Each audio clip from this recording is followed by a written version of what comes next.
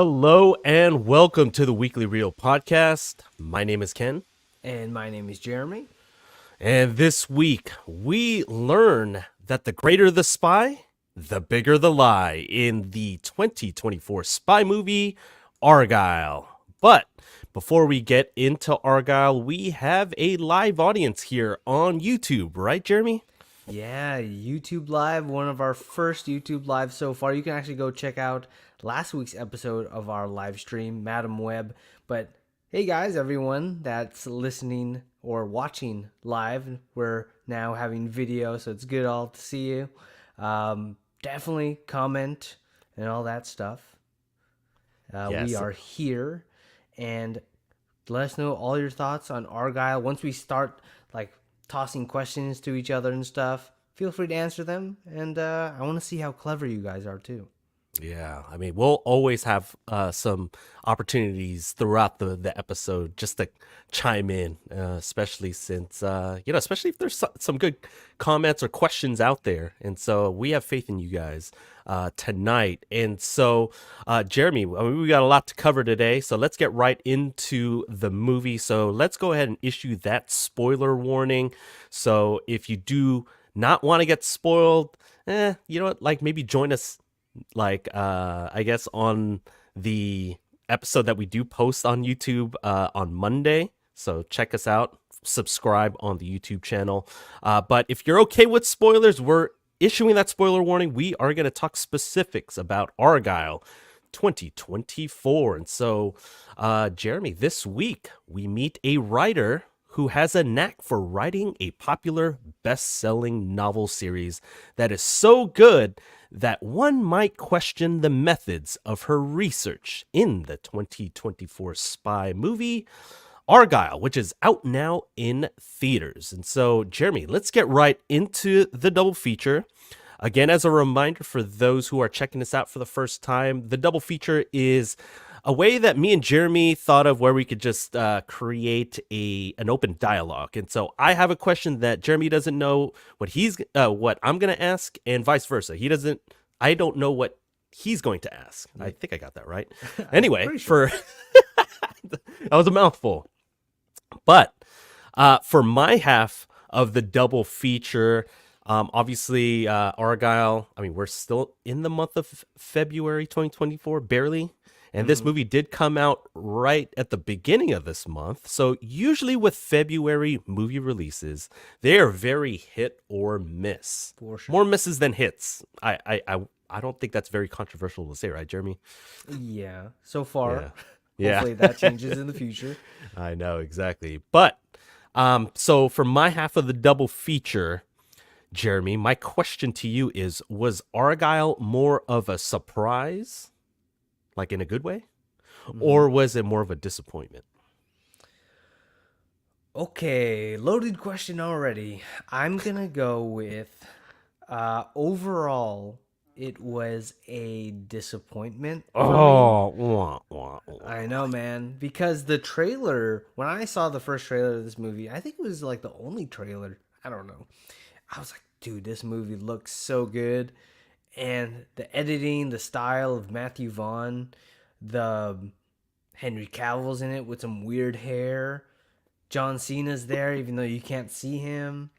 Like, just all this stuff. And I guess the thing that made me most wary about this movie was that, oh, it's not really Argyle like in the book or whatever, Henry Cavill, but we're following the writer. I'm like, okay, we'll see how that goes. If anything, it's Matthew Vaughn, so we'll see what happens.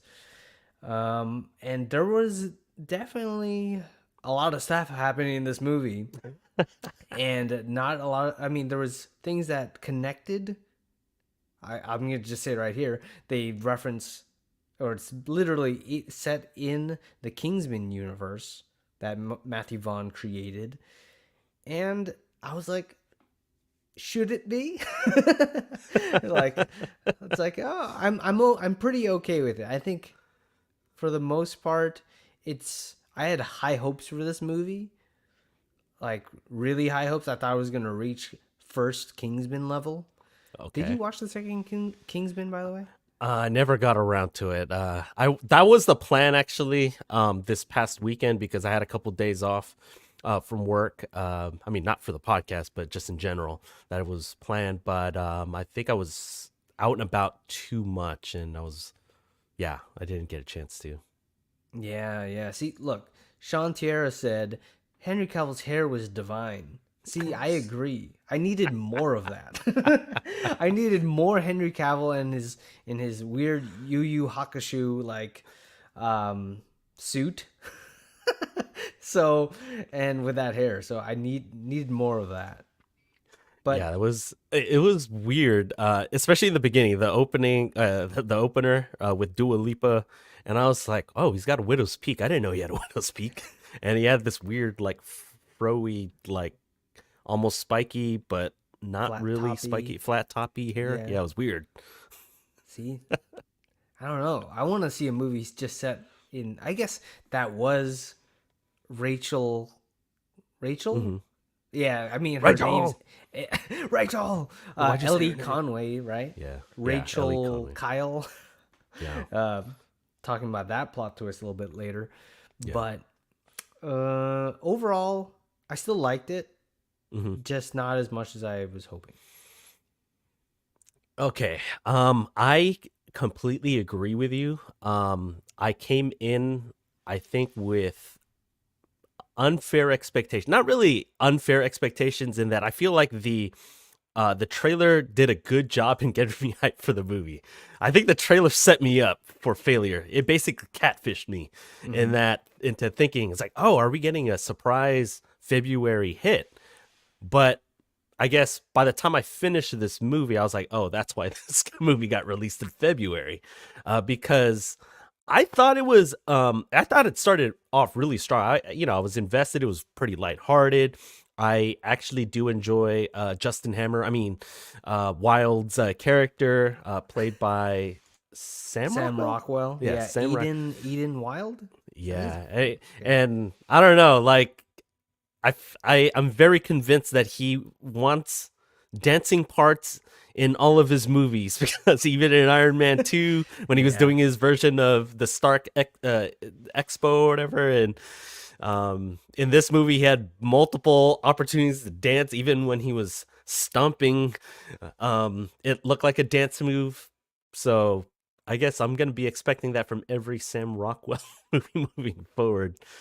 um but yeah, I mean, there was some good parts of this movie. I for honestly, for most of this movie, for about 2/3 of the movie, I was invested. I was like, yeah, I this is actually agree. pretty good. There was a lot of intrigue. There was good pacing, I think. The cast was great. I mean, they have a lot of name faces. They got Bryan Cranston, obviously well known for Malcolm in the Middle and Breaking Bad. They got Henry Cavill, Superman. They got I mean, we talked about Sam Rockwell, but we also have oh my goodness, who's Argyle? I mean Arkyle. I mean Argyle. Bryce Dallas Howard. Bryce Dallas Howard. Yes. Yes. And then we even got Dua Lipa in the beginning. Jeez. I mean, this was pretty star-studded, I guess, and then the wheels fell off. And Yeah, yeah. so and it was in a way where it was just like a car crash. It went from climbing up that hill, and then it just, I don't know, just decided to just break down midway through the drop and didn't deliver. This isn't my double feature question, but do Uh, you remember what certain part of the movie just like was that cut off for you? yes, when they went on that mission to Arabia, when they were trying to access the, what was that thing that they were looking for? The master key. Oh, okay, and then just the from then on. Hmm. The Okay. rest of the movies just sucked. Like, it was Madam Web levels of bad. Oh, really? No Yeah, way. That's I pretty I bad. thought I Damn. thought it was pretty bad for the last third of the movie. Okay. Yeah, Yeah, it no was pretty bad. spoilers for Madam Web. That was last week's episode, but yeah, that is pretty low. Shoot. I'll explain the breakdown when I get to my real review later. Okay, okay. Because my half of the double feature kind of relates to that in terms of the tipping point of this movie. I want to ask you, what was your favorite and least favorite surprise twist?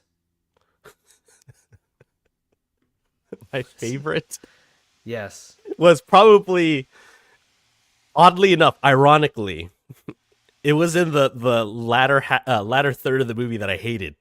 It was the Winter Soldier reference at the end where freaking the mom Oh, from Home Alone was just saying random words similar to what in Civil War, where they're like yeah. calendar. I don't know what the words were. I don't remember specifics about Yeah, this and movie, she was but holding the little the ballerina. ballerina snow globe or the ice skater Oh, the yeah, you're right. The yeah, thing the that figure skater. Sorry. figure skater that turns around on the whole. Yeah, Yeah.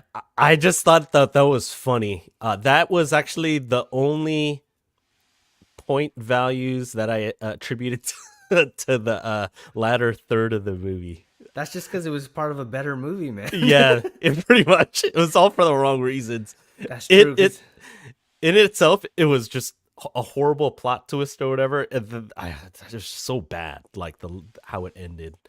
But yeah, sorry, I didn't mean no, to cut yeah. you off. It was totally like not earned in that moment compared to in Captain America Winter Soldier.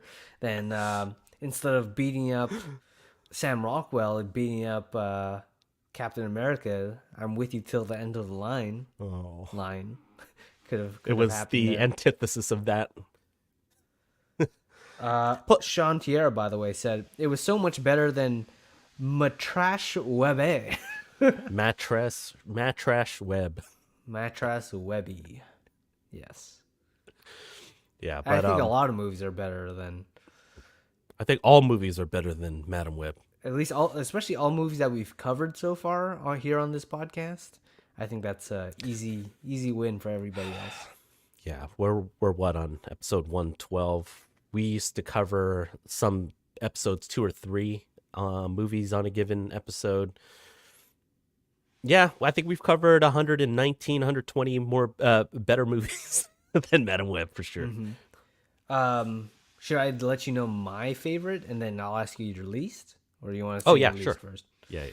Oh no, go ahead. Ooh, okay, my favorite. I like the.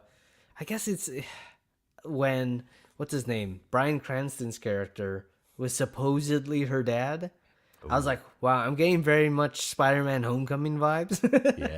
Yeah. Yeah. Michael Keaton is the Vulture, and it's like, oh, that's my dad. And then turns out, I actually like the plot twist again when it flips on itself a second time, where it's like, oh, that's not his dad or her dad. It's just like he brainwashed her to be her dad. There's so many plot twists in this movie. I'm getting everything mixed up. But yeah, that was probably my favorite one, It was definitely convoluted. There was a lot going on. especially towards there at the end. Holy crap! Yeah, I mean, for the most part, I was following all the twists because I felt like the twists were rolled out in a good pace, I guess, for the first 2/3 of the movie. But when they were just kind of went one right after the other, unnecessarily, yeah, that's where they lost me. I mean, Yeah. not that I got lost in trying to figure out what was going on. It was just like, are you serious? Let's just stick to one plot twist and just move forward and just end the movie like with something focused. I don't know. Yeah. So what was your least favorite plot twist? Oh, before I give away my least favorite, just to add to your point, when Bryan Cranston revealed that the reveal was he was her dad. Dude, he totally went into Walter White mode. Where he was kind of bumbling and stuff. And I was like, oh my goodness, he's such a good actor. When I guess minutes before that, when they showed that kind of cutaway when he blew away that one henchman with the shotgun. Mm-hmm. I forgot the name, Clementine, or I forgot. Whoever's a huge Argyle fan, Yeah. fact check me on that. But yeah, it was a shotgun, but I like how he goes from 0 to 100, from Walter White to Heisenberg characters, and he still does that so effortlessly. It brought back memories. I kind of want to do another Breaking Bad rewatch for the 30 millionth time. Yeah, he was definitely a shining spot in terms of the cast. Obviously, everyone was good, but yeah, for me, he was probably my favorite part. Yeah. I mean, I like For Sam Rockwell too, though. Yeah, I mean, I felt like Sam Rockwell was pretty likable throughout the movie, especially, like in the beginning. He was able to play some kind of like hobo looking thing with the long hair, and then Yeah, he cleaned up or whatever. And so, they were trying to drop breadcrumbs. It's like, okay, well, how should we feel about this guy? Is he going to betray Ellie or not? So, okay. but to answer your question, sorry, Mm. the my least favorite twist was the twist that I don't know if this is a twist, but the fact that it just came out of nowhere, where she just remembered that she's an ice skater, because I didn't think that it had any. Yeah, It really didn't make a difference. It was just, I guess they used that as a plot device for her memories, I guess, but they just used that for some weird computer generated oil looking ice oil skating scene, which was completely awful. It was probably the absolute worst scene, arguably, I think along so. with the dance scene. Both were pretty bad. Really? I hated the dance scene. Okay, I'm gonna say it right here. I like the dance scene just because I think in that third of the movie where it's just horrible, I was like, okay, this is the most wacky thing that's pretty decent in this last third of the movie compared to. I did not like the oil scene, especially when she started like makeshifting like her own ice Skates. skates and stuff, and it totally reminded of another movie that we mentioned last week, Batman and Robin. Oh, yes. I forgot about that. And all of a sudden, if you watch Batman and Robin, they clank their shoes together. All of a sudden, they have ice skates and they're able to fight Mr. Freeze. That's exactly what it reminded me of in this movie. And I agree that plot twist is because you would think maybe like Jason Bourne esque. It's like, oh, it's kind of just coming back naturally, but all of a sudden she just like, it's not even ice. I don't understand this movie. Yeah, That oil looked really awful. It was yeah. like, what was this, made in the 80s? I don't know. It just didn't look realistic. They just colored black liquid. I don't know. I don't even know how to describe it. It was just bad. When people watch it, you'll know what I'm talking about. And I was, I guess I don't know, to kind of slight tangent. I don't know. Bryce Dallas Howard. I was flip flopping whether or not it's like, am I convinced that she was once a like special agent? I was like, yeah, no, I don't. Yeah, by the end, I was like, I can't. That's spoiler alert. That's my least favorite was when she was revealed to be Argyle. Yeah. I was like, oh, that's I yeah, think it would have been more believable if it was more than 5 years. Five yeah. years, I think, is still too recent for thing, because I don't know. To your point, it was not the. I think the reason why I hated the last third of the movie, basically the spy stuff at the end, was because she was not believable as a spy the entire time. Oh, I think you're Sorry. muted. Well, once that was revealed, Yeah. um, that basically like I didn't buy the rest of the movie. Exactly what you said, just because she wasn't believable. Because I think maybe I don't know if it's I was so like tied to her being that novelist, the author, Hmm. and then her switching into a special agent. It felt really weird. I didn't. Yeah. Yeah. I don't know. It was just bad. But I guess my question is I question I guess that I can probably you know what, I'll leave this for the next segment actually. Was there anything else on this for this segment under the double feature that you wanted to kind of add before we move on to the next segment? No, I think that's it from off the top of my head.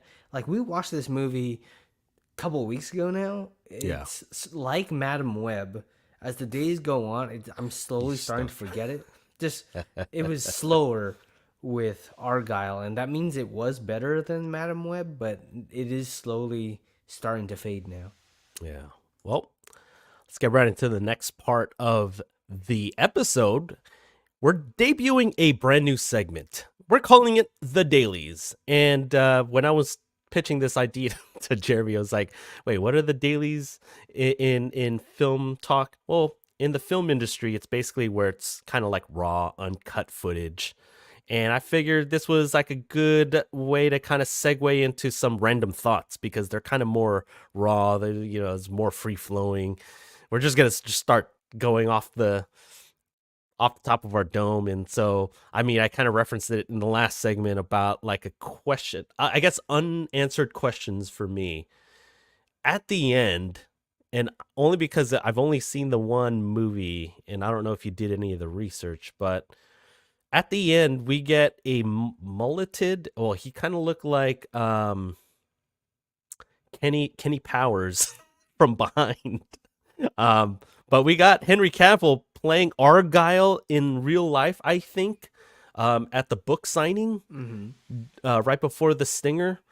Um, I thought he was just a figment of her imagination, meaning Ellie, and I thought Argyle was Arkyle, and so I was confused at the end.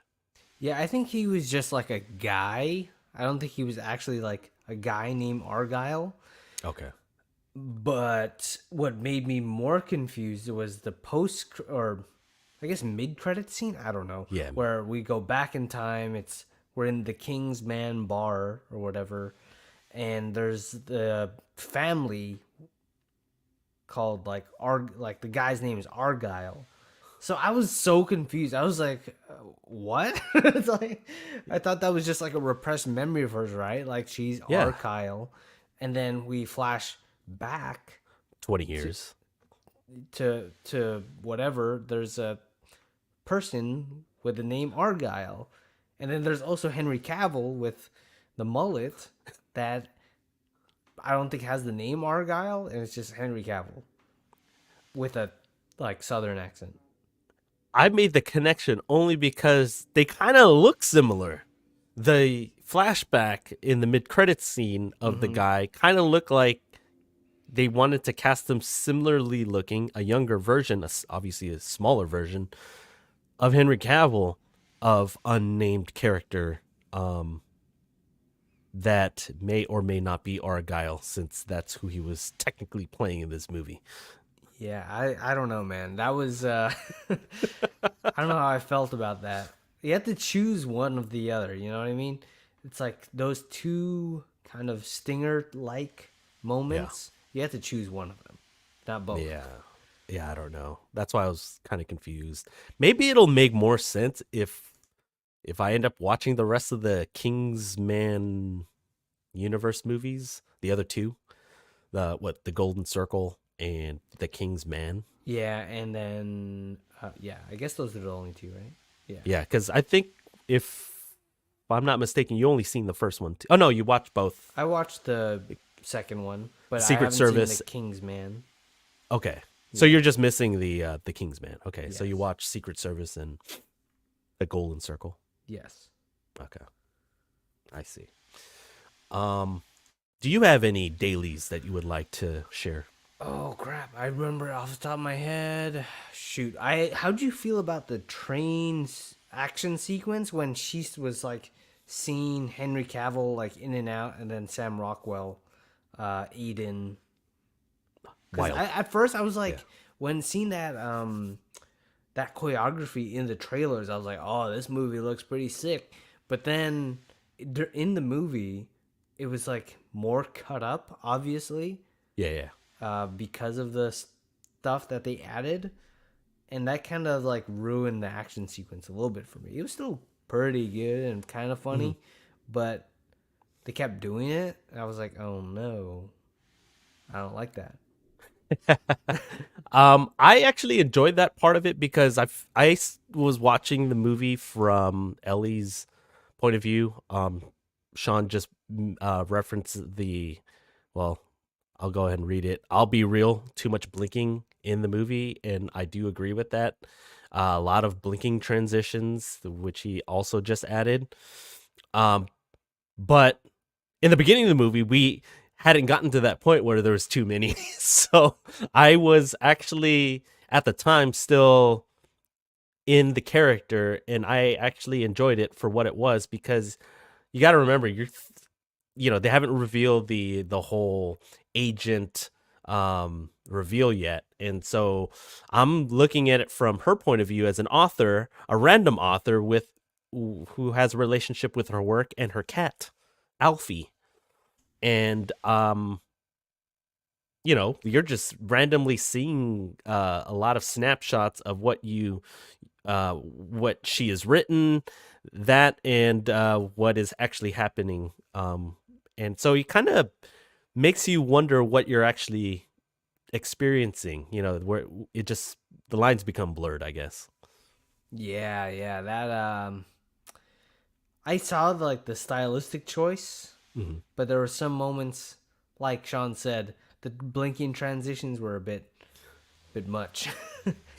Yeah. Yeah, they were. Mentioned the Batman Robin ice skating. Anything else kind of stand out? I want another Kingsman movie. Even like I'm not gonna spoil it yet, but um, I'd rather have another Kingsman movie. Like within like after the Golden Circle, Yeah, like that following timeline. Eggsy. Okay. I mean, I enjoyed the first one. You said the second one is not as good, but still good. Yeah, I'm still going to go ahead and watch them. I don't think they're streaming anywhere, so I'd have to make the investment in renting it somewhere. So, I think that was also a determining factor of what I should watch too. So, see, um, like you rewatched Dune this a couple days ago or today, yeah, and I was surprised. I was like, ah, but he hasn't seen Golden Circle. I think I yeah. like Golden Circle more. I'm just kidding. Hey, I'm you just gonna watch your keep mouth. trashing this movie until Dune Part 2 and be like, hey guys, I'm back. I actually loved Dune Part 1. Yeah. Doom Part 1, I was reminded, cuz it is a one of those movies that does a lot of heavy lifting. And we'll get into it next week, but Yeah, for sure. I forget how detailed and how good the first one is, even though it's not necessarily a rewatchable movie or the most rewatchable movie for myself. I think we were talking about how, well, this was the first screening that I had since we actually talked about it on the podcast a couple years ago. So that tells you how much I've rewatched it. So I hadn't. None. Yeah, you hadn't. Exactly. Just like But me. we'll get into that next Wednesday on our live stream. And so if there's nothing else as far as more dailies, let's get right into another brand new segment. We introduced it last week. We call it the real review. So Jeremy, go ahead and give your real review for Argylle 2024. Okay, Argyle. No spoilers. I think Argyle was a decent enough like action flick if you don't think too hard.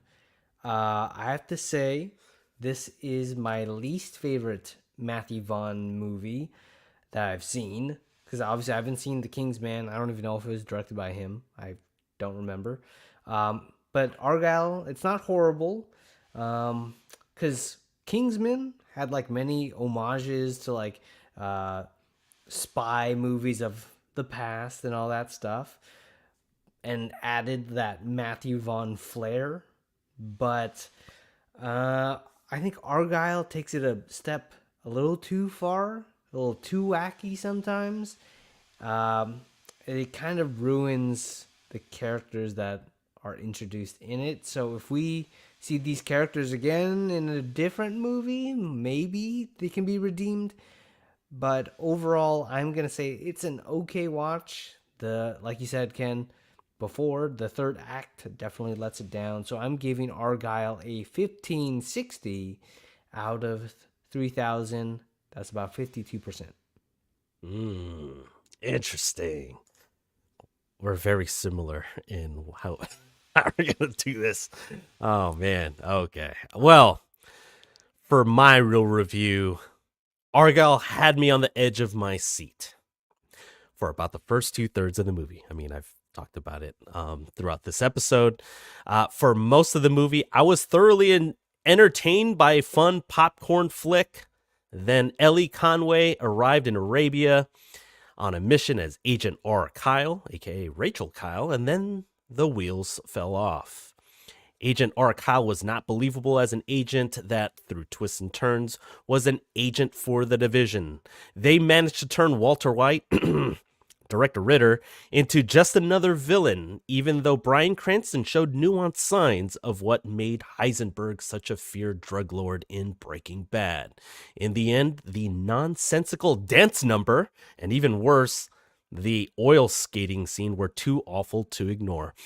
Although I think this movie will do really well in streaming on Apple TV Plus, still not sponsored. What started off as a promising, fun spy popcorn flick became a very laughable disappointment. Thumbs firmly in the middle, leaning down for me. On a scale of, well, on the I Love You 3000 scale, I'm giving it a 1380 out of 3000, which is 46%. So about the same as you. Yeah, we're on the It's same like- ballpark. So it's like you're reading for my Yeah. notes. Pretty much, it's like we like the same things. We like, well, except the dance scene. But other than that, it's like we liked pretty much the same things and we hated the same things. Yeah. Yeah. Like for the first couple of acts, I actually was averaging about a 65%, which is a fresh score. That last third, I gave it basically a 10 out of 100, only because of the Winter Soldier reference at the end. I think I was like, "Hey, Jeremy, Winter Soldier," because we had watched this together Yeah, a few weeks ago. It was I enjoyed that more than I should have. I think I was just looking for anything to be happy entertained. about it during that ending. Shoot. Yeah. Yeah, it's pretty bad. Yeah, anything else for Argyle that we haven't mentioned? I don't think so. Dua Lipa, maybe? Yeah, I mean, I was surprised that she died super early on, and John Cena was like not in it at all, even though Eden Wild was the John Cena. I don't know, I forgot his name in Whistle. It started with a W. Wally Wyatt. Wyatt. Did you say Whistle? Yeah, Whistle Wally. See, Sean Tierra says 100 out of 10, the best movie of 2024. Well, it's just the beginning of the year, my friend. So It was probably the best movie that came out that week. that week, was there any Yeah. other good movies that came out this year so far? I don't know. I'm just kidding. There you go. So, go ahead. That's it. Yeah, Sean Tierra also said John Cena was there, couldn't even see him. Well, maybe next week we'll get the Apex Predator. We got John Cena. I don't know. You can't Could've see used more me. John Cena. Can't see him though. All right, Jeremy, let's get right into our favorite segment of all 7 seasons, actually 6+ seasons. We're talking about the Guess the Rotten Tomato score. Again, we wipe the slate clean every season, and so this is really our second episode of the season. And so as of last week, I took the lead, a very small lead of 1-0, heading into Argyle episode. And so Jeremy, do you want to guess the Rotten Tomato score for Argylle 2024? Yes, I am guessing exactly my score that I gave it, 52%. Oh, interesting. I actually am guessing something similar, maybe a little bit higher. I'm guessing 48%. Oh, okay. There you go. And here we go. I have Rotten Tomatoes pulled up. Drum roll, please. I don't have the sound effect. And Whoa! Argyle is 33% on Rotten Yikes. Tomatoes. Huh. Audience score of 72%. So Oh, the audience Ken, score loved it. yeah. I mean, that's pretty low for an audience score, I think. Oh, true. Right? Especially Yeah, for like a popcorn flick. Yeah, 280 reviews. they probably hated the oil skating scene. Yeah, dude. I don't think who could when she started doing that spinny thing. Yeah, I was like, yeah, I don't think this movie's it. no. It had the opportunity. It had a chance. It just did not land the plane. It crashed in dramatic fashion. Yeah, man. In Ooh. very colorful Matthew Vaughn fashion. Luckily, hopefully this doesn't derail the Kingsman franchise. I want it to, you know, keep going. I think there just needs to be better writing, I guess. Again, there were good aspects of this movie, but I digress. Well, anyway, to recap the guess the Rotten Tomatoes competition for season 7, I actually take that point. I came out a little bit closer, even though we were both way off actually, since the Rotten Tomatoes score was rotten at 33%. So I am up 2-0 heading into next week. Speaking of next week, Jeremy, do you want to preview episode 113? Yes, probably Ken's most anticipated episode. I wouldn't say movie, episode of this season, possibly. So next week we are talking about the continuation of the epic sci-fi world where Paul Atreides continues his legacy to avenge his family. So bring your Dune worm popcorn buckets to our next episode because we are watching and talking about Dune Part 2.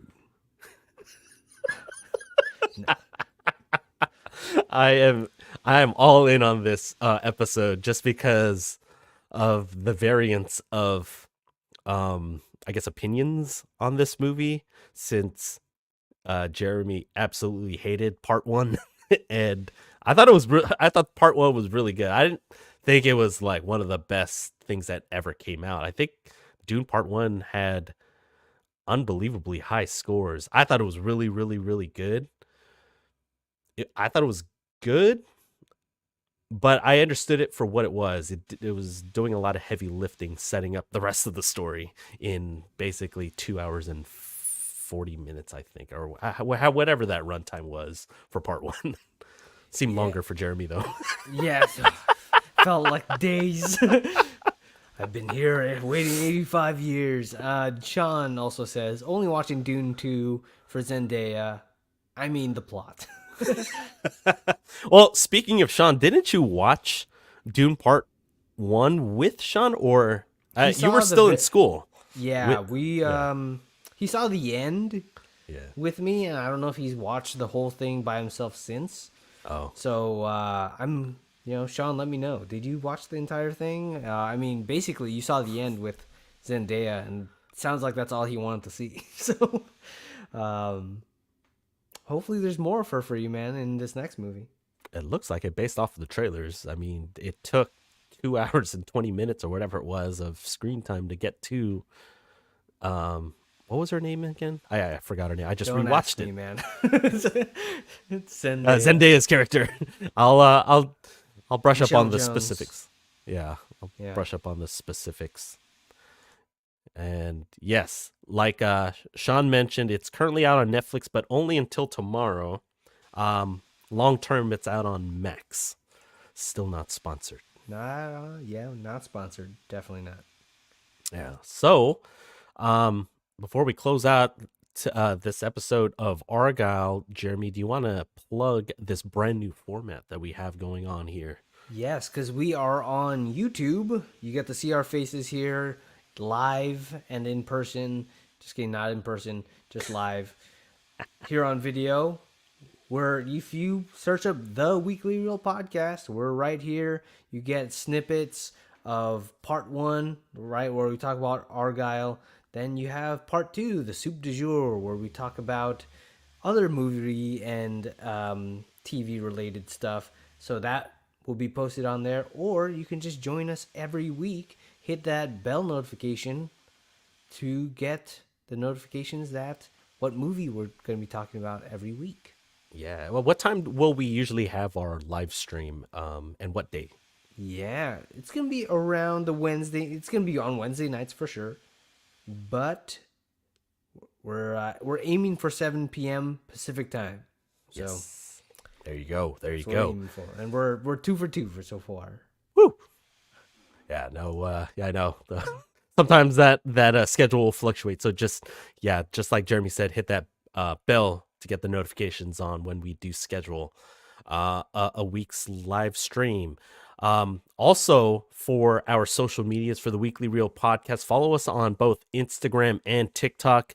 To follow us on Instagram, follow us at Weekly Reel. There you'll see random clips from the main episode. We'll also put links to our Spotify, Apple Podcasts, announcements for different things. So check that out. Also, follow us on TikTok at Weekly Reel Pod. We have incorporated that. We thought of a good way to use and post regular content now on TikTok. And so today I actually posted a couple of videos on there exclusive to the TikTok.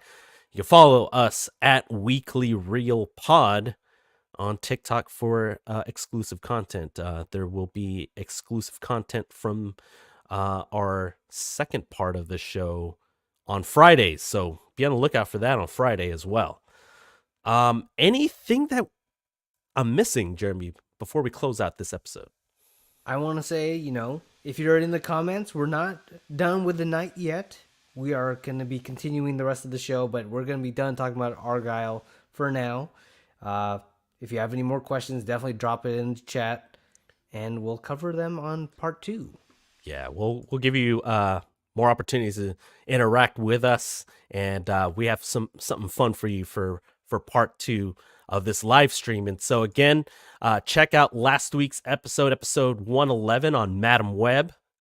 See how wonderful we thought that movie was.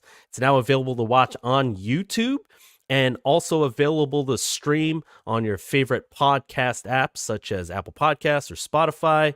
Also, as Jeremy mentioned, check out Dune Part 2, which will be out in theaters by the time we have this live stream. So join in on the conversation. Watch that in theaters. Also, if you haven't watched Dune Part 1 yet, it's streaming now on...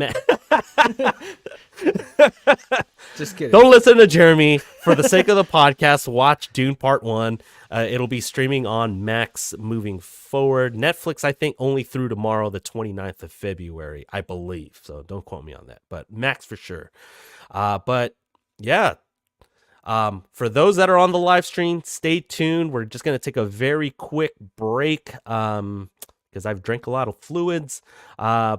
But we'll stay tuned for part 2. But for the rest of you who were here for Argylle, we'll see you next week on The Reel.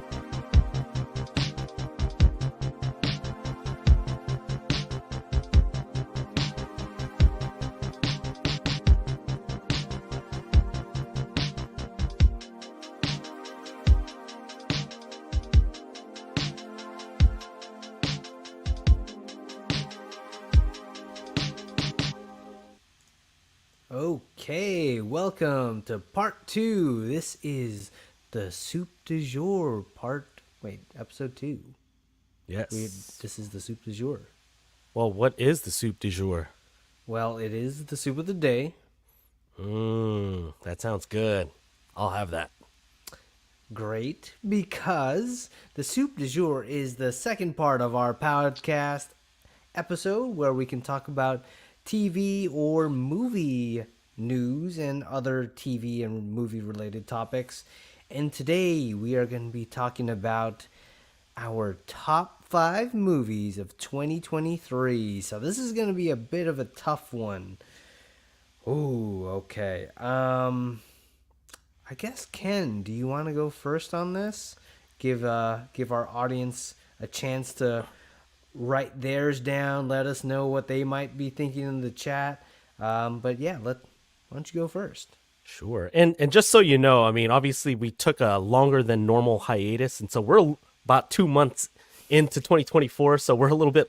We understand that we're a little late to the whole top 5 movies of 2023. But hey, you know what? Everyone's moved on, and so it gives us a chance to kind of have the spotlight for the top 5 movies of 2023. And so let me get into my list. And so with apologies to movies like The Killers of the Flower Moon and Past Lives, which are movies that I do want to watch and have not watched yet, they're not going to be on my list. But I'm looking forward to eventually watching those 2 movies specifically, and others that were maybe nominated. So let me get into my honorable mentions.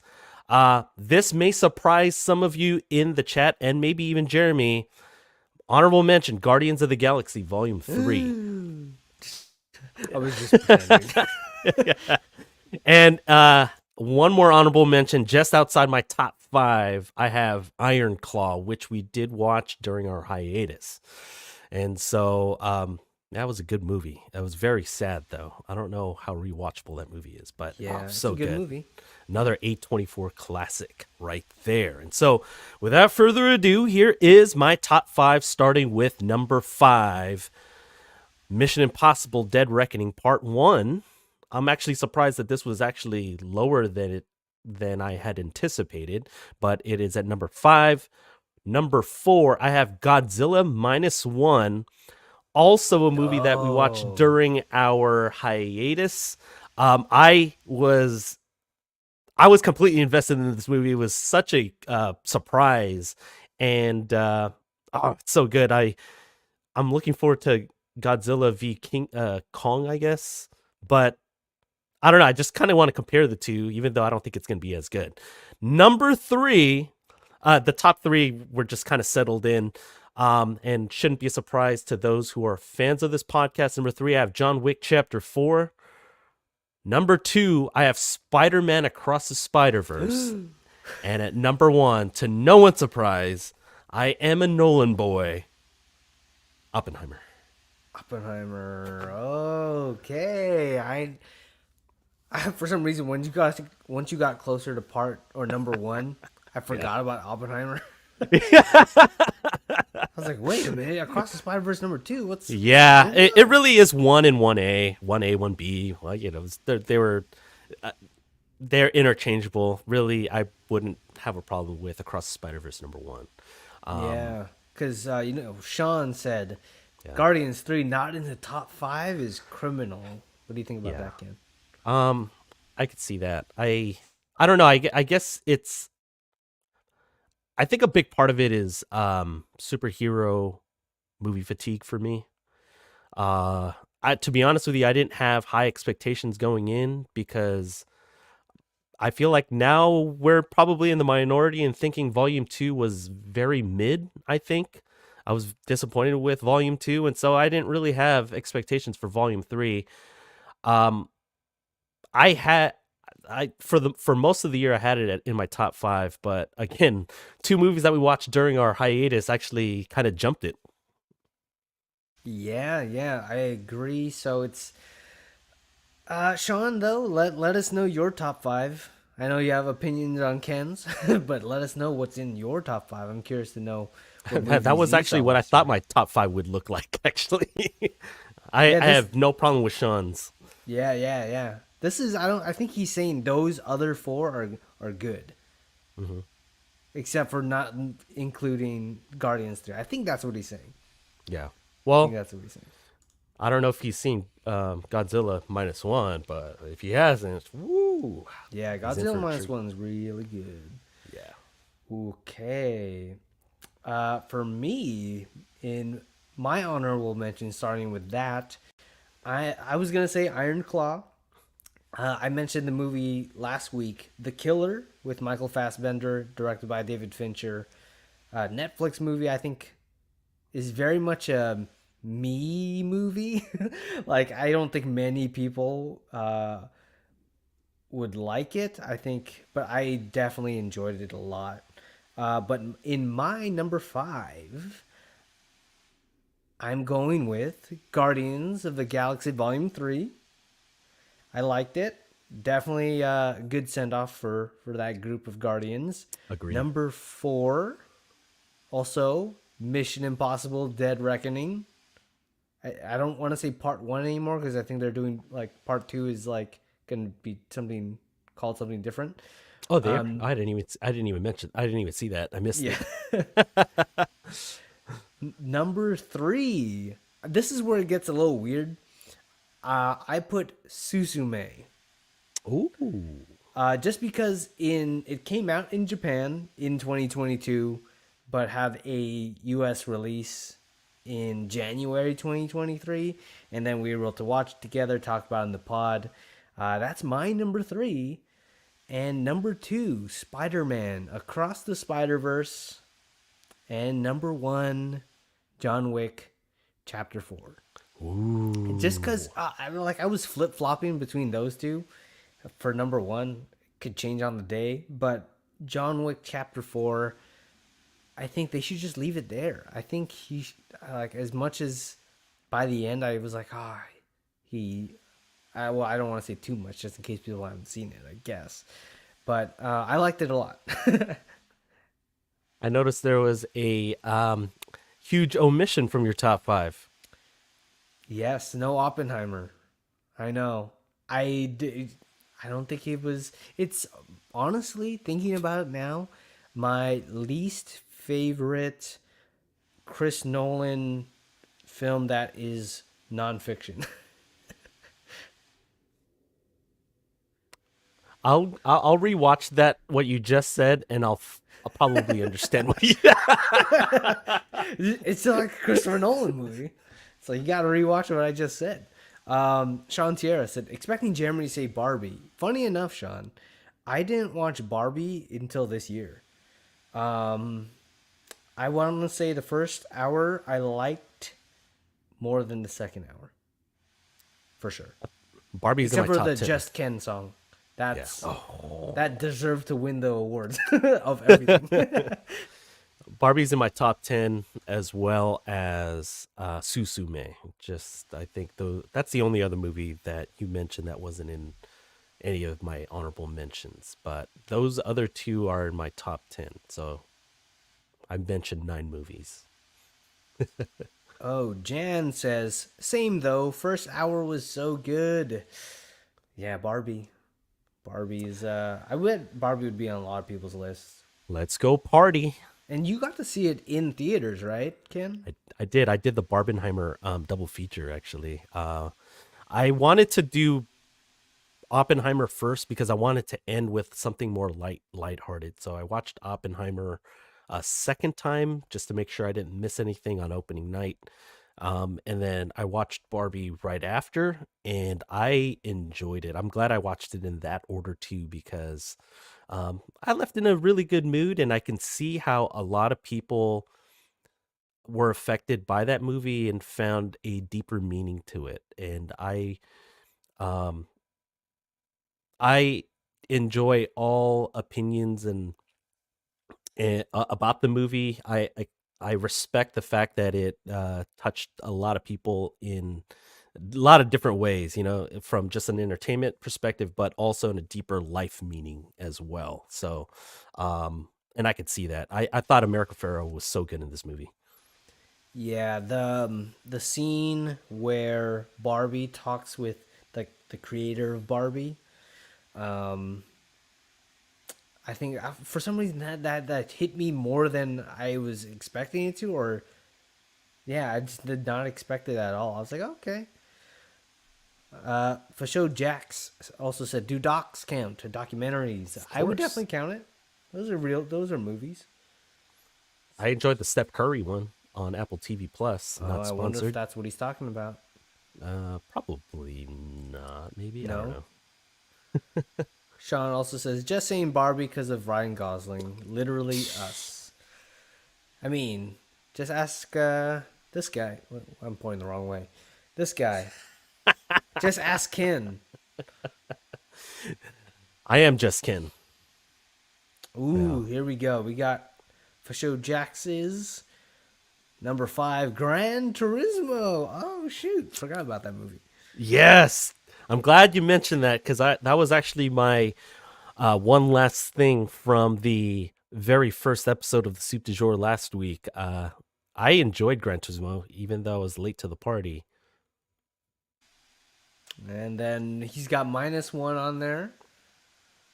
Mission Impossible 4, underrated, number 2, and then Oppie. Oh, that Steph Curry. The underrated is that Steph Curry documentary that he was asking about. Dang, that is pretty high to put Yeah. it right next to Oppenheimer. Yeah. Dang. I'm telling Oh. you, man. I believe, I truly believe, Jeremy, Mhm. that because you haven't seen it a second time and you've only watched it starting at 10:30 in the evening, but really 10:50 in the evening with That's true. trailers, after a really long day, I truly believe Oppenheimer would vault to your top 5 if you actually watched it again. I see. I mean, maybe. I almost put the like. There was another movie that I feel like that I just enjoy much more. Like I'll mention it later. Iron Claw. I think I liked more. Um, It's because we're wrestling yeah, fans. because we're wrestling fans. We felt that. Which I gotta say, you gotta check out the show. It's canceled now, but it's called Heels Mm, on Stars. That's why we haven't really seen it. I don't have stars, man. But dude, like the wrestling in that movie, kind of like it's like small town wrestling, and just this fictionalized family, and I don't know, the drama's so good, and we love wrestling. Um, Jax also says, Oppie, especially watching it twice, was really good. The storytelling, the complimentary score, and the visuals and cinematics just brought it to a whole different level. I love the music, like you said, Jax, about like freaking Hans Zimmer. It's like only if his Dune soundtrack. I'm just kidding. I'm kidding. Every time. Every time. Oh, here we go. Jan also says, I also loved Wonka. Have you seen Wonka, Ken? I have not, but I did. That was one of the movies that I'll include that with Past Lives and Killers of the Flower Moon of movies towards the end of 2023 that I still haven't gotten a chance to watch. I hear good things. Plus, it stars Paul Atreides. That's true. Paul Atreides is in it. Tom from Interstellar. Atreides, Atreides, Atreides. I I'm telling the audience right now, I haven't finished my rewatch of Dune Part 1 yet. I am 40 minutes into it, and I'm still having some of the same. There's some things that are better, but there are definitely I was like, no wonder I didn't like this part. What are you talking about? Spoilers from here on out for part one. Part I 1. guess for just this one part. I guess. Yeah, for the first 40 minutes. Like in the beginning when Paul Atreides is just like listening to an audio book pretty much, and it's just like super exposition, Yeah. and he's just sitting there. I was like, bro, this is the best you This. could think of for world building is have your main character listen to an audio book. It's like, Yeah. I mean, it actually accomplished its thing because, like, I'm like, oh yeah, remember that audiobook because that audiobook was for me, the viewer. you know where they have in sometimes in those movies, like I don't know, Wonder Woman or something. They have something visual to show you as they explain stuff. They don't even have that in this movie. It was a hologram. Was it? See, I don't even They did that. remember. They did that a weird sandwalk thing that the Fremen do. Come on, man. See, I don't know, man. Like it's, but I love the way the movie looks. Like the props, the costumes. Um, Paul Atreides, I did not like him the first viewing. He's grown on me in some scenes so far in the first 40 minutes. So hopefully he gets me in the next 2 hours. I don't know. I feel like Thanos and Khal Drogo were really good. They were, yeah. I really like their scenes. That the one, two scenes that they were in. um, I really can't wait to talk about Doom Part 2 next week. Yeah. So my running joke when you see me next week, about talking about part two, I'll be like, I loved part one. I'm gonna laugh so hard if you become a fanboy for Dune eventually. I hope so. I hope so. I would like. It looks like a really good franchise. It's just the world building for me is not there. Anyway, Jax, he says, I've been waiting to see Past Lives. Also, so have I. I have not seen it yet. Heard it was really good. 2023 was kind of a downer for me in terms of movies in theaters. But seeing the movies coming out this year, I am so hyped. Jax, you gotta let us know what are some of your anticipated movies then for this year. If 2023 was kind of meh, let us know. Well, what's happening this maybe year. you might want to save that for Soup du Jour episode 3 because we may be talking about that. Yeah, So a lot of movies coming out this year. there was another movie that's in the comments by Sean. Sean, dang, nobody saying Meg 2, the emotion, the cinematography was a whole different level. Definitely, it was on a level.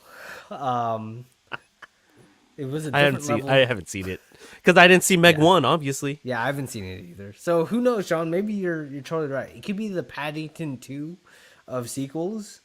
Or Footloose. Or Is it the best? Is it the best movie ever? ever made?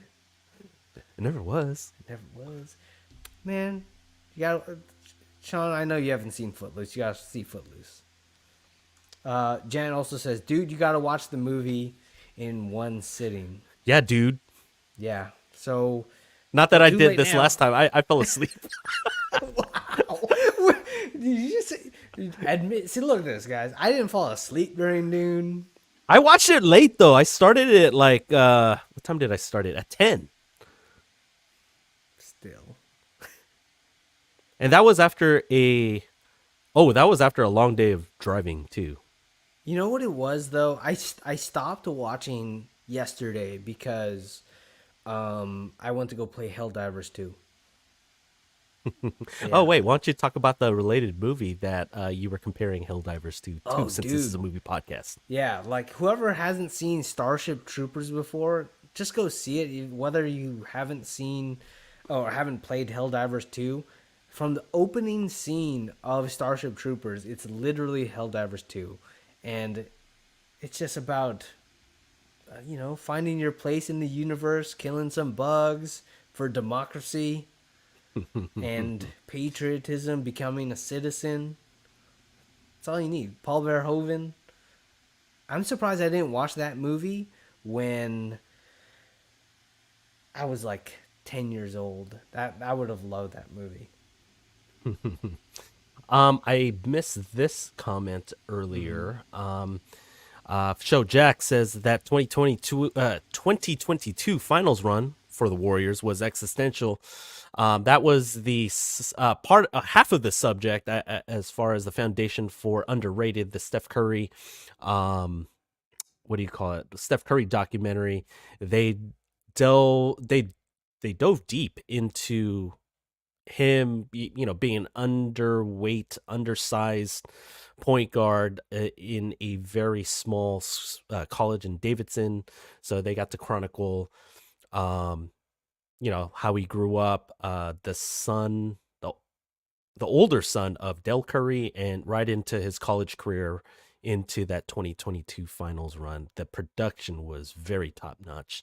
You could tell Apple threw a lot of money into that. It was very well produced. See, there's some things I'm just missing off of Apple TV Plus that I definitely go see Yeah. Well, I mean, now that you're on Team Blue Bubble, for don't you now. have access to Apple TV I mean, Plus? I'm not paying for it. You know what I mean? Yeah. I guess technically I could. Yeah. You know, I mean, a certain other person in your household is, at least, for to now my I think. understanding. Yeah. Yeah. Yeah. My brother. I don't know if he still has it or not. I gotta double check. Sean also said, "Thank Guardians One that I even know Footloose, our legendary hero Kevin Bacon." Yes, the hero Kevin Bacon. Hey, Sean, have He, you seen the holiday special? I was gonna ask exactly that. The Guardians holiday special with Kevin Bacon, which I am Starring, so glad yeah, he was there yeah, before Guardians disbanded. yeah. It was so good. By the way, what, I don't know if we talked about it. What did you think of the holiday special? I love the holiday special. It's like it's a good. I kind of don't like the animation little thing, the Star Wars Christmas special animation that they have. But you know that's not like the main thing. It's But nostalgia, bro. It's the how we yeah, used to like animate stuff before all these fancy gadgets, you know? that's just you, man. I'm just kidding. No, no, I still liked it. I love it overall. It's a 30, 40 minutes. It Yeah. made the ending of Guardians 3 like that much more sad because Oh it was man. about, it's like everything in the Christmas special was like took place in that same room too. Mm-hmm. Like Kevin Bacon was there. He should be in the next Guardians team. Yeah. Guardians Volume 3 had all the feels. It's pretty crazy that Rocket was he was the protagonist. We were working for him. We didn't realize you and I were working for me this whole time. Rocket, no, I'm just kidding. Yeah, like Tenet. We watched Tenet this past Sunday. Yeah. That's insane. Sorry, I butchered that one Tenet line from the protagonist From the protagonist. at the end. I don't know if this is a hot take. I'm just gonna say it. I like the Tenet soundtrack more than the Oppenheimer soundtrack. Sorry, Hans. Do better. No, I'm just kidding. I don't think that's a hot take. Well, because Ludwig did both of those. Oh crap. Yeah, you're right. I Hans almost has been forgot. busy with your favorite movie franchise, Dune. No wonder they were so good. No, but I feel like I don't think that's a hot take in that because Oppenheimer is more of a period piece in terms of the actual setting. Obviously, it has more of the existential overall message of how it relates to 2023, 2024, like basically present day, to how things were back in the 40s. It's more versatile because I mean, Tenet's just a thrill ride from start to finish in terms of the entropy. Start to finish or finish to start. Oh, you see what I Oh did there? shoot. Oh man. That was a ride though. When we rewatched Tenet, love that movie. Brought back memories of the pandemic, man. It did, man. I was still stuck in 2020 watching that movie. Yeah. Not a perfect movie, but it's rewatchable for sure. Probably a fourth time, fifth time watching that movie. Yeah. It's eerily similar. 2024 is eerily similar to 2020 in that there's a lot of stuff that's just happening. Again, we're talking about the it being a presidential election year. The Niners lost in heartbreaking fashion to the Chiefs again. Tenet got re-released in theaters again. It's like deja vu, man. Yeah, and movies are getting pushed. Well, one before there was a Yeah. pandemic. Now, writer Because of the strike stuff. strikes. Yeah, the It's actor like, whoa, strikes. it is deja vu. Yeah, it's pretty crazy. See, for sure, Jax, I don't work for you. I realize we've been both working for me. That's the line. Thank you for show, Jax. I mean, it helps that we're with us when we watched. Seriously. Oh man. Okay, well, keep keep your comments going as we wrap up our live stream. But Ken, we have one last thing we want to share. Um, what have you been watching this week, or maybe not even this week? That you because we've been talking about movies of 2023. I would open it up to that too. What would you want to recommend to our audience listening and watching right now?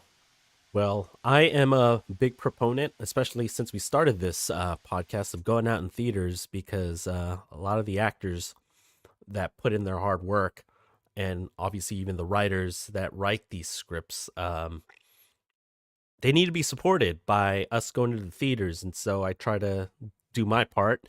The movie that I want to recommend for one last thing is a movie that I watched last week. It came out earlier this month. It's Bob Marley One Love.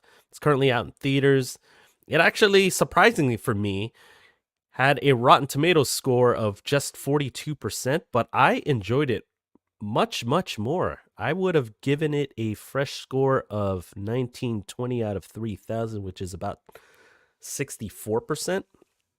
Yeah, I think it could have been better, which is why it probably came out in February. I feel like these release months kind of give me a clue as far as what my expectations would be. But I think if this movie would have garnered more attention as far as Oscar buzz, this would have been the type of movie that would have came out in like November, December during Oscar season. But I enjoyed it.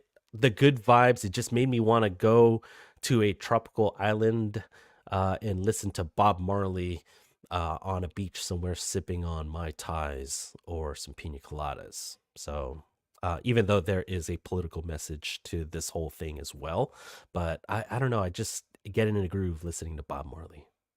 There you go. I haven't seen it yet, but I want to check that one out. Another one I haven't seen that I want to check out is called Ordinary Angels with Hilary Swank and Reacher's Alan Ritchson. That looks really good. I want to still go see that. Another small movie that's out in theaters. It actually has an 80, which we're also not covering here on the pod, but it has 83%. So that's one I want to go see in theaters. Looks like a good like drama, family drama kind of movie. But in terms of 2023, another honorable mention I want to mention was The Covenant with Jake Gyllenhaal and directed by Guy Ritchie. I think that's on Amazon right now. That almost made that's in my top 10. So Okay, in good my to know. 2023 list. Good to know that it's streaming on Prime. Yeah, I think it's Still not still sponsored. there. Yeah, definitely not sponsored. We're bringing it back. There was a period of time where we just stopped with our trademarks, but we're back with our trademarks in full force. Yeah, yeah. Well, if that is it for the comments section, always keep dropping those comments. We'll always get to them even after the live show ends. And yeah, so it's been fun, huh, Ken? Seeing everyone here. Yes, it has been fun. It's always good to interact with our audience, our live audience.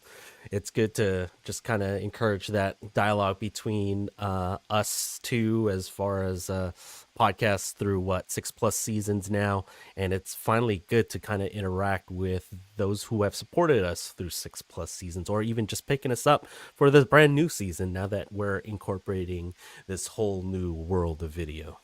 Yes, thank you for joining us on this wild ride. I hope you like talking about Argylle, our top 5 movies of 2023. Keep keep submitting those. But next week we will be talking about my most anticipated episode of the season. That's gonna be Dune Part 2, and we'll have other fun movie topics to talk about. And if you have any ideas, anything you want to talk about, let us know. But Ken, that will be in 1 week. Well, I have a few things I got to take care of first, so why don't we make it in 7 days? Okay, fine, 1 week.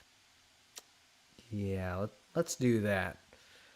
Okay, everyone, we'll see you in 1 week on the reel.